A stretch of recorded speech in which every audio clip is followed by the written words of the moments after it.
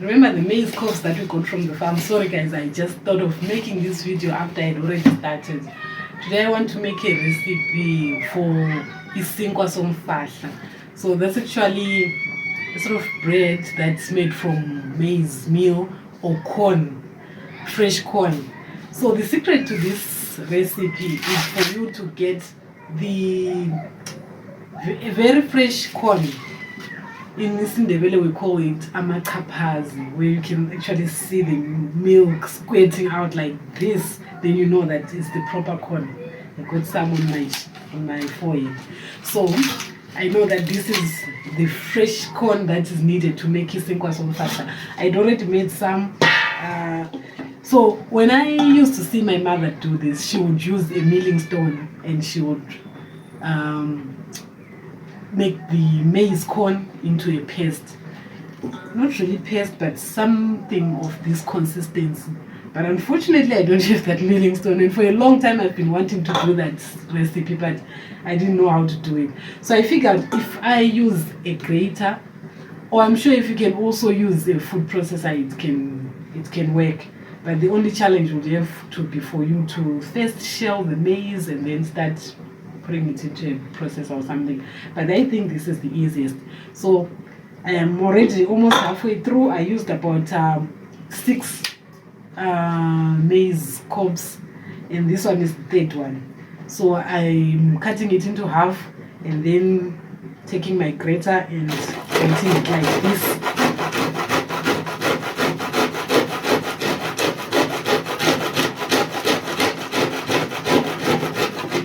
This is the consistency we are looking for. It's still fresh, as you can see. The milk from the maize cob, it's still there. So I will continue grating until we get all the corn off this maize cob. You want the fresh corn, and the husks as well. They work very well for your roughage that you need for digestion. I've heard a lot of people saying that if you eat too much maize, you have issues. I'm sure it's because of this roughage and everything. But I'm sure it's good for your health. So people with issues with constipation, I think this is the time for you to enjoy the maize, because you get a lot of roughage from the maize corn. So I'm grating until I get to this. So I'll show you guys the next step when I have grated all my maize cobs, and then I'll put them in these leaves from the corn itself, and I will just put them into a nice shape, and I will show you the next step. Now let me finish off grating.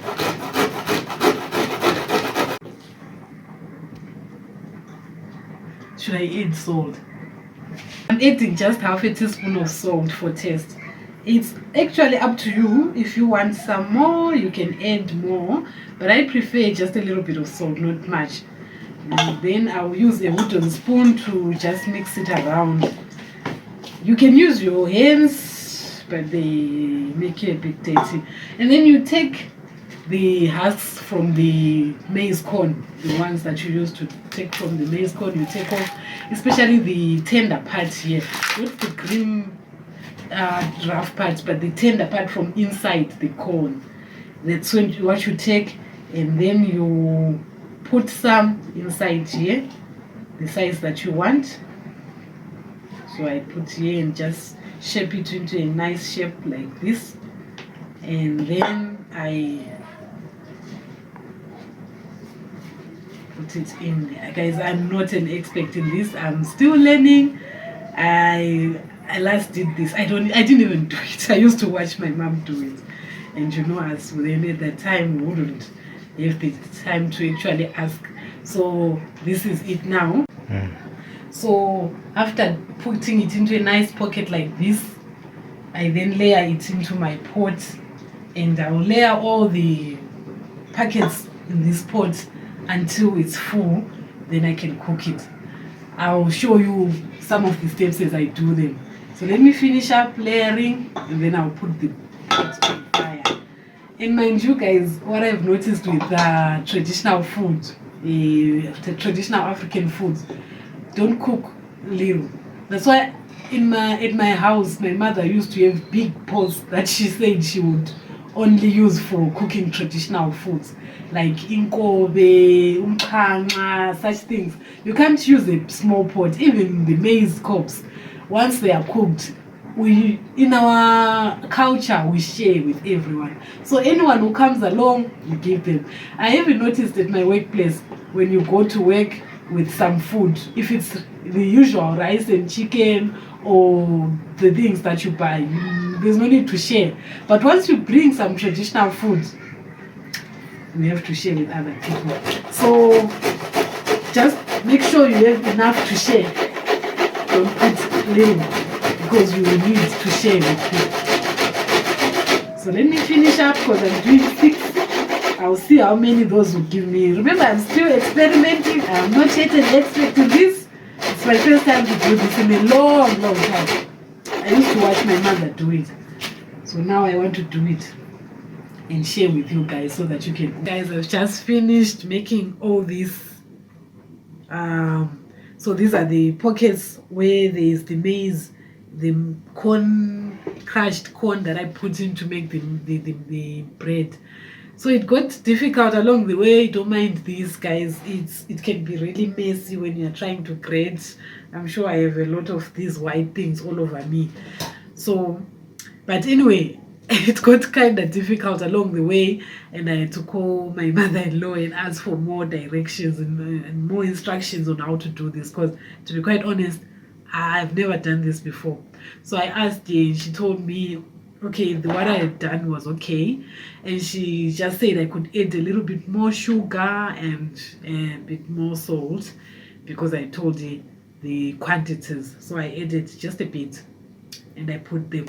And so she also said that if you don't have a grater like what I used, you can actually take a knife and use the knife to shell the maize first, and then you can put on a cutting board and use a buckle to just grind slightly, not much grinding that you can do. So you can use a mayonnaise buckle, or you can use just a buckle that you can use on a cutting board, and you just grind lightly and then you put them in your pockets like this. So now I'm going to be putting them on the stove, and then we'll see the results. I hope it comes out nice, but I know it does. I remember those days when my mom used to make for us. It was so nice, and I'm sure this is going to be nice as well. I'm done making all the pockets. It can be a bit messy and also difficult to put them in the pockets, in the maize. What do you call this? Are these the husks? I don't know. Let me know in the comment box. But anyway, these. So the trick that I noticed was I was supposed to maybe use the bigger ones before. Just so when I was taking off the maize first, I shouldn't have done it like the ordinary way when I just used for cooking the maize. But I should have taken it out nicely so that it's easier for me to put in a pocket like this and then close it. But some of the pockets I had to use this to tie them up so that they are intact, because when I'm cooking I don't want them to be all over the place. So now this is now too small. Maybe this one will be a bit bigger, so I'll just put them here. And my mother-in-law also said that when I am now putting in the water, it doesn't have to be too much. So I'll add just a bit more of water just to steam. I think I will measure half a cup. I will show you. I'm putting in the water, not much like my mother-in-law said. So I'm going to be using just a bit above half a cup of water. And so there we go. And I'm not going to use much because I know since I'll be using a pressure cooker, this is the manual pressure cooker that I'll be using. This will just go a long way because not much steam will escape. The trick is steaming this. So, like I said, you can add sugar, but I don't like much sugar. I just don't eat much sugar. So I put just a little bit. And I don't think there's need for sugar as such, because this maize corn, when it's still fresh, it's quite sweet. So there might not be need for a lot of sugar. So just a bit will be enough. And now let me put it on the stove and let's see after about an hour or so what will be